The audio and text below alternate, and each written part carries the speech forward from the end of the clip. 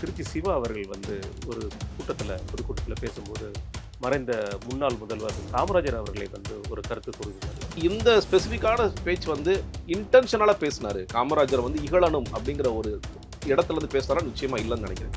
எல்லோரும் பேசும்பொழுது கலைஞரை புகழ்ந்து பேசணும். எந்த ஒரு கட்சியாக இருந்தாலும் அந்த தலைவரை புகழ்ந்து பேசணும், எல்லா இடங்களும் புகழ்ந்து பேசணும் அப்படிங்கிறத அவங்க வச்சிருக்காங்க. அப்படி பேசும்பொழுது அதுல நடந்த ஒரு சம்பவமாக நீங்க இப்ப காமராஜர் குறித்து தான் அந்த பேசணும். அவருடைய சாகும் தருவாயில் கலைஞர் அவர்களை கைப்பற்றி கொண்டு நீங்கள் தான் அடுத்த தமிழ்நாட்டை பார்த்துக்கொள்ளக்கூடிய தலைவர் அப்படிங்கிற ஒரு வார்த்தையை உதறவிட்டாருங்கிற மாதிரி ஒரு வார்த்தைகள்லாம் விட்டுருக்கிறாரு.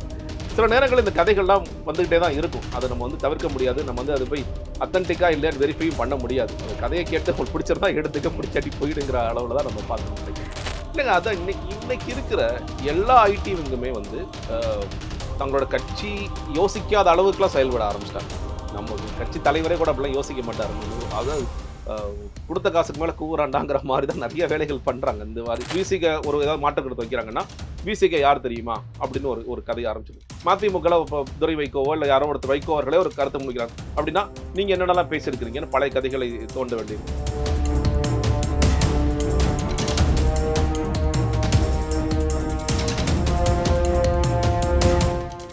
வணக்கம். இன்று நம்மிடையே இணைந்திருப்பவர் அரசியல் விமர்சகர் திரு ஜெகதீஸ்வரன் அவர்கள். சார் வணக்கம். வணக்கம் சார். 2 தினங்களுக்கு முன்பு திருச்சி சிவா அவர்கள் ஒரு பொதுக்கூட்டத்தில் பேசும்போது மறைந்த முன்னாள் முதல்வர் காமராஜர் அவர்களை ஒரு கருத்து கூறுகிறார். அவர் கூறப்பட்ட கருத்துகள் எப்படிப்பட்ட கருத்துகள்ங்கிறது பார்க்காம இப்போ அது இழிவான கருத்துக்களாக பார்க்க தோணுது. திருச்சி சிவா அவர்கள் பொதுவாக இந்த மாதிரியான கருத்துக்களை என்றைக்குமே உதறவிட்ட மனிதர் கிடையாது. அந்த திமுகங்கிற ஒரு கூடாரத்தில் அவர் ஒரு வித்தியாசமான ஒரு மனிதர். இந்த கருத்தை நோக்கி எழுதுகின்ற விமர்சனங்களை நீங்க எப்படி பாக்குறீங்க? இல்லைங்க, நீங்களே சொல்ற மாதிரி திருச்சி சிவா திமுகல என்னைக்குமே கான்ட்ரோவர்சிஸ்குள்ள போகாத ஒரு நபர் தான். இன்னொன்று அவர் அவருக்கான மக்கள் செல்வாக்கு இல்லை திமுக செல்வாக்கு இருக்கான்னு கேட்டிங்கன்னா அது பெரிய அளவுக்கு ஒரு எலெக்ஷனில் கண்டெஸ்ட் பண்ணுற ஒரு மாவட்ட செயலாளர் இல்லை எலெக்ஷனில் கண்டெஸ்ட் பண்ணக்கூடிய ஒரு கேண்டிடேட்டுக்கு இருக்கக்கூடிய செல்வாக்கு திருச்சி சிவாக்கு இருக்கான இல்லை. அது ஒரு அறிவார்ந்த அரசியல் தளம். திருச்சி சிவா ஓகேப்பா இஷ்யூஸ்க்காக பேசுவார்.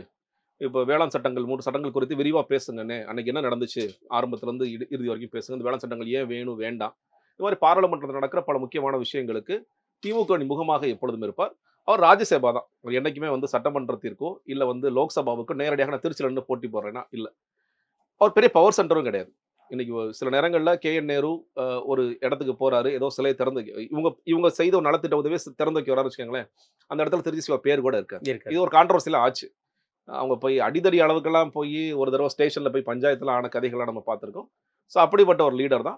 அவரோட இன்டெலெக்சுவல் ஃபேஸ், இப்போ ஆராசா ஒரு இன்டெலெக்சுவல் ஃபேஸ், அதே மாதிரி திருச்சி சிவா ஒரு இன்டெலெக்சுவல் ஃபேஸ் அப்படிங்கிற மாதிரியான ஒரு மனிதர் தான். ஸோ அதனால் இவர் இந்த ஸ்பெசிஃபிக்கான பேச்சு இன்டென்ஷனலாக பேசினார். காமராஜர் இகழணும் அப்படிங்கிற ஒரு இடத்துல இருந்து பேசுகிறாரா நிச்சயமா இல்லைன்னு நினைக்கிறேன்.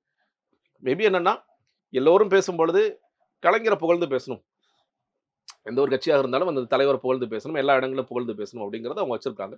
அப்படி பேசும்பொழுது அதுல நடந்த ஒரு சம்பவமாக நீங்க இப்போ காமராஜர் குறித்து தான் அந்த பேசணும், ஆனா தன்னோட கட்சி தலைவரை குறித்து பேசணும். அப்ப தலைவர் கலைஞர் அதாவது அவங்களோட தலைவர் கலைஞர் காமராஜருக்கு என்னென்னலாம் செய்திருக்கிறார் அப்படின்னு பேசும்பொழுது இந்த மாதிரி அவருக்கு கஷ்ட காலத்துல இல்லை சொல்ல போனா டிராவல் டயத்துல சில பிரச்சனைகள் இருக்கிறதுனால நீங்க இந்த மாதிரி விருந்தினர் மாளிகைகள்ல ஏசி வச்சு கொடுத்தார் அப்படிங்கிற ஒரு விஷயத்த சொல்லிட்டு போயிட்டார்.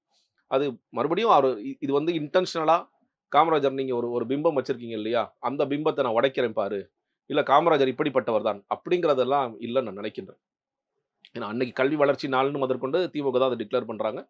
காமராஜர் எல்லா இடத்துலையும் உயர்த்தி அது அரசியலும் இருக்கலாம். அது இப்போ இன்னும் சொல்ல போனா திமுக ஜெயலலிதா அவர்களோட புகழ்ந்து பேசுறாங்க, தேவைப்பட்ட எம்ஜிஆர் புகழ்ந்து பேசுறாங்க, ஜெயலலிதா அவர்களோட புகழ்ந்து பேசுறாங்க.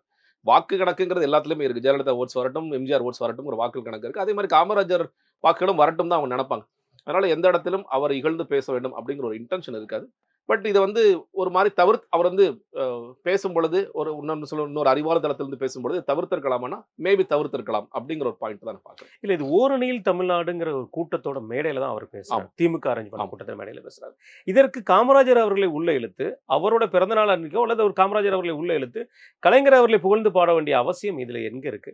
இன்னொரு விஷயம் பார்க்கும்பொழுது காமராஜர் அவர்கள் படுக்கையில், அதாவது அவருடைய சாகும் தருவாயில் கலைஞர் அவர்களை கைப்பற்றி கொண்டு நீங்கள் தான் அடுத்த தமிழ்நாட்டை பார்த்துக்கொள்ளக்கூடிய தலைவர் அப்படிங்கிற ஒரு வார்த்தையை உதறவிட்டாருங்கிற மாதிரி ஒரு வார்த்தைகள்லாம் விட்டுருக்கிறாரு. அவ்வளவு தூரத்துக்கு ஒருத்தரை புகழ்ந்து பேச வேண்டிய சூழ்நிலை இப்படி வர வேண்டியிருக்குமா? இல்லங்க நீங்க எல்லாமே வந்து இப்போ அ ஒவ்வொருத்தருக்கும் ஒரு ஒரு பிம்பம் கட்டமைச்சிருக்கோம்ல. அது எல்லா கதைகளுமே உண்மையான கதைகளான்னு நமக்கு தெரியாது.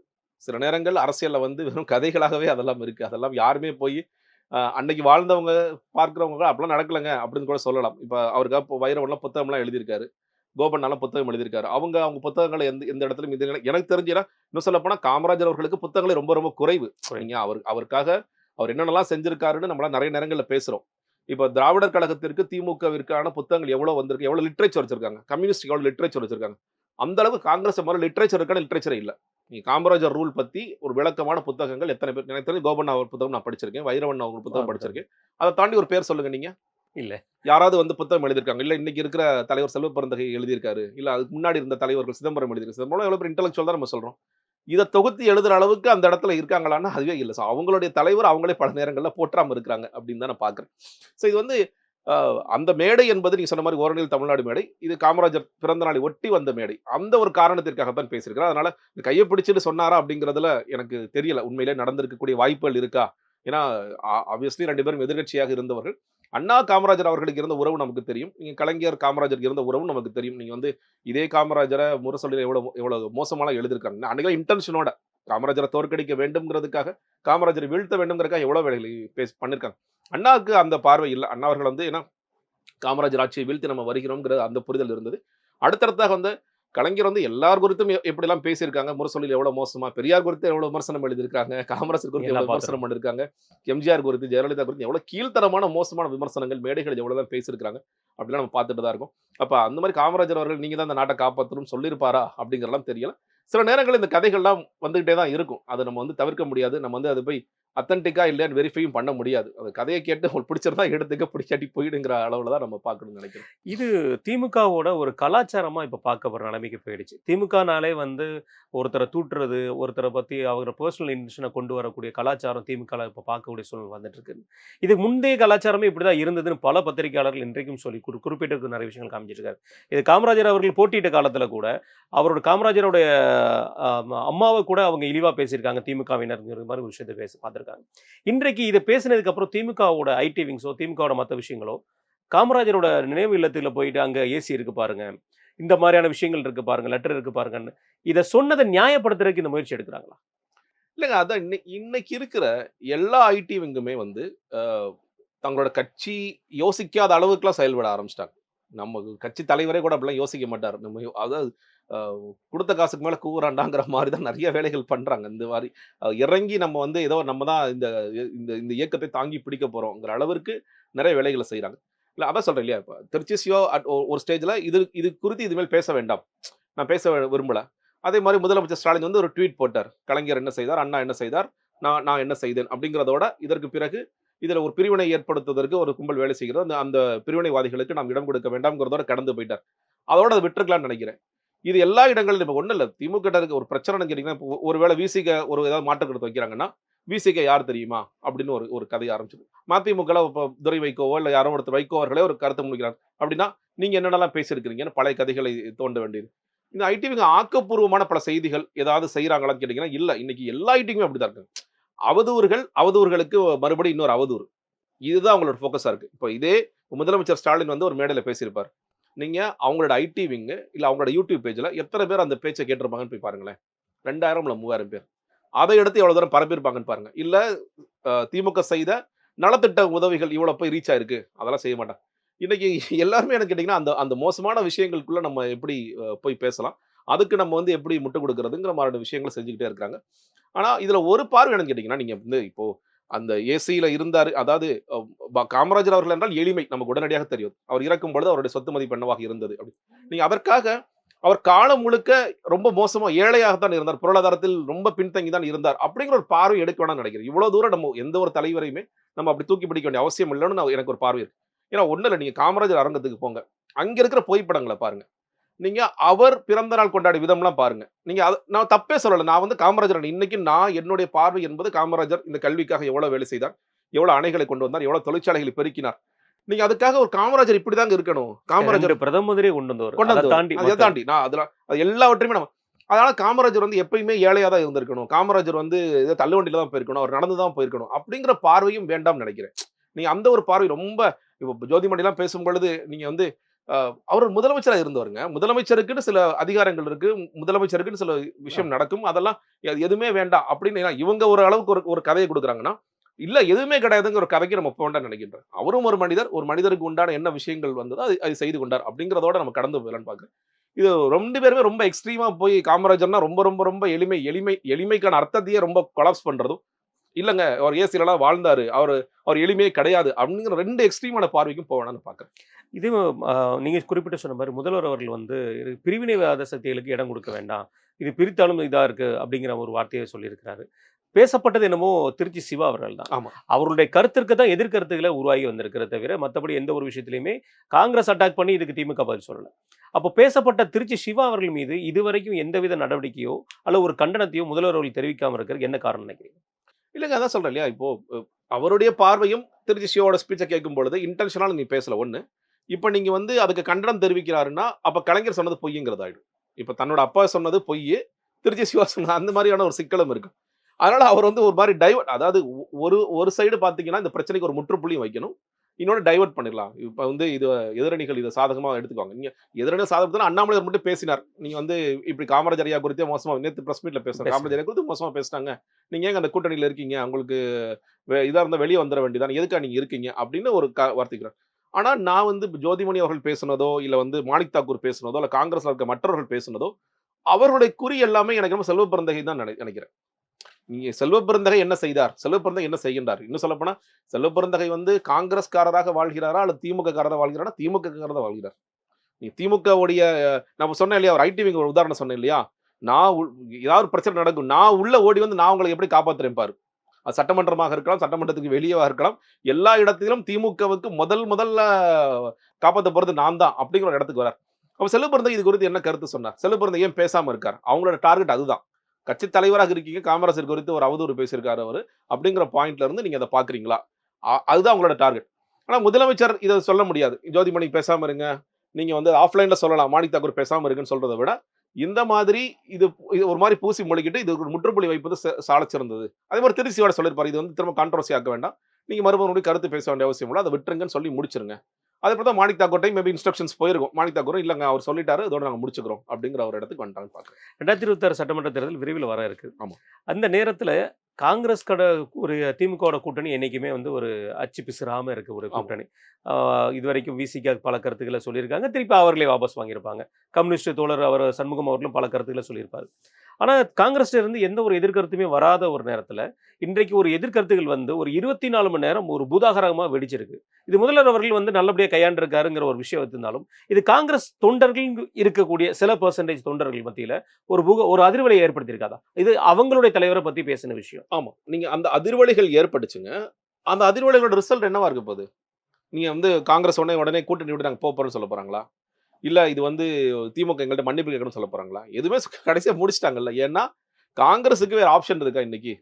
இந்த கூட்டணி விட்டு அல்டிமேட்டா நீங்க பார்த்தீங்கன்னா, தேர்தல் அரசியல்ல யாரோட நம்ம போக போறோம்? அதுதான். நீங்க எந்த ஒரு கட்சிக்குமே உண்மையிலேயே சொல்றேன். இப்ப வந்து அதிமுகல அண்ணா குறித்து பேசும் பொழுது அவர்களுக்கு கோவமே வரல. ஜெயலலிதா குறித்து பேசும்போதெல்லாம் கோவம் வரல. நீங்க கடைசியா ஒரு பாயிண்ட்ல வெளிய வரணும்னு முடிவு பண்ண பிறகு, ஒரு 4 நாளைக்கு முன்னாடி அண்ணா குறித்து அவர் அண்ணாமலை பேசினாருன்னு தான் ஜெயக்குமார் பேசுறாரு. எப்ப 4 நாள் ஆச்சுப்பா அது பேசி. இவ்வளவு நாள் தூங்கிட்டு இருந்தீங்களா நீங்க? உங்களுடைய தலைவி குறித்து பேசி 3 நாள் ஆச்சு. அப்பயும் நீங்க தூங்கிட்டு இருந்தீங்களா? நீங்க கூட்டணி உடைக்கணுங்கும்போதே அண்ணா குறித்து ஒரு அவதூறு பேசினார். என்னைக்கு பேசுனாங்க? 16ஆம் தேதி பேசுனா 20ஆம் தேதி தான் பேசுறாரு. இத்தனைக்கும் ஒரு ஸ்போக்ஸ் பெர்சன் மாரி எல்லா இடங்கள்லயும் பேசிட்டு இருக்காரு.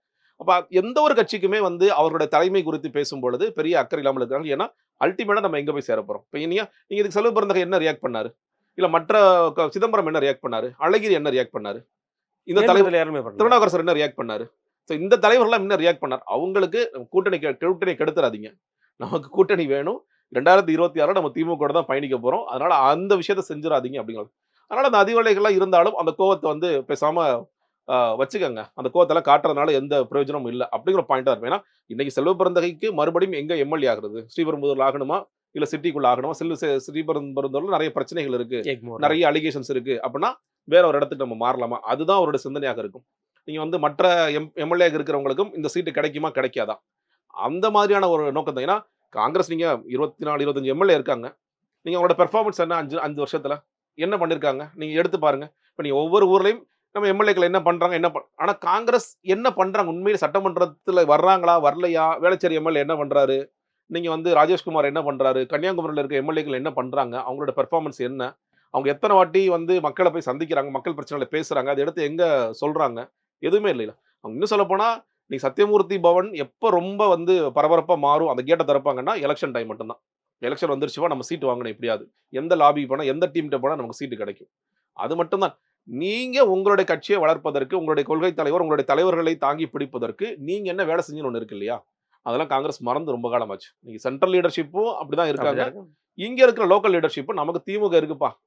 கேன்னர் சொல்றது உண்மைதானே ஆயிடுங்க. நீங்க வந்து நான் ஏன் உங்கள தோள்ல சுமந்துட்டே இருக்கணும்? அவள தோள்ல சுமக்க வேணாம் விடுங்க. பாராளுமன்ற தேர்தல் நடந்ததுனால பரவால்ல. நமக்கு வந்து ராகுல் காந்தி அப்படிங்கிற ஒரு முகம் அப்படிங்கிற வச்சு நம்ம ஒரு தேவைப்படும். நரேட்டிவா நம்ம பண்றோம்.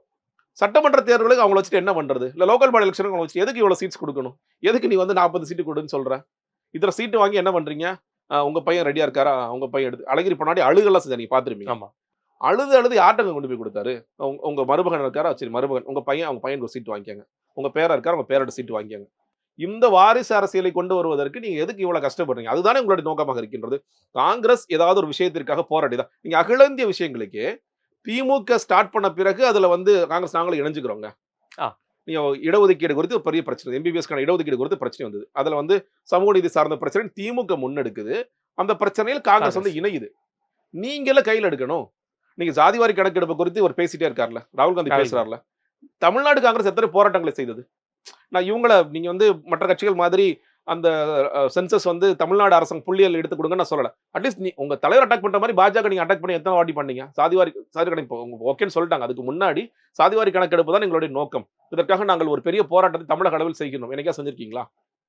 இல்ல அவருமே ராகுல் காந்தி அவர்களுமே ஏதாவது ஒரு மாநிலத்தில் தேர்தல் இருந்தா தான் அவருமே அந்த விஷயங்களை கையில் எடுக்கிறாரு. அதுதான் சொல்றேன். நீங்க ஒரு பக்கம் வந்து காங்கிரஸ் அழியுதுன்னு சொல்லி சொல்றீங்க. அதுக்கு காரணம் யாராக இருக்கீங்க? பாஜக மேல 1000 விமர்சனம் வைங்க. ஆனா ஆக்டிவா அதை செஞ்சுட்டே இருக்காங்கல்ல. அது கான்ட்ரோவர்சியா தான் ஏதாவது செஞ்சுட்டு இருக்காங்கல்ல. அலைவா இருக்காங்கல்ல. நீங்க எங்க அலைவா இருக்கீங்கன்னு நான் கேட்கிறேன். அப்படி இருக்கும் பொழுது நீங்க வந்து இவர்களுக்கான நோக்கம் வந்து தேர்தல் அரசியல் நமக்கு சேஃபான பார்ட்னர் இன்னைக்கு திமுக. அந்த திமுகங்கிற பார்ட்னரோட நம்ம சேர்ந்து பயணிச்சிடலாம். அதற்காக நமக்கு ஒருவேளை நான் மறுபடியும் சொல்றேன், திருச்சி இன்டென்ஷனோட பேசல. யாராவது இன்டென்ஷனோட பேசி இருந்தால் கூட அதெல்லாம் கடந்துதான் போவார்களே தவிர இவர்கள் எந்த விஷயமும் செய்து விட மாட்டார்கள். மிக நன்றி சார் உங்கள் நேரத்தை கருத்தை பண்ணது.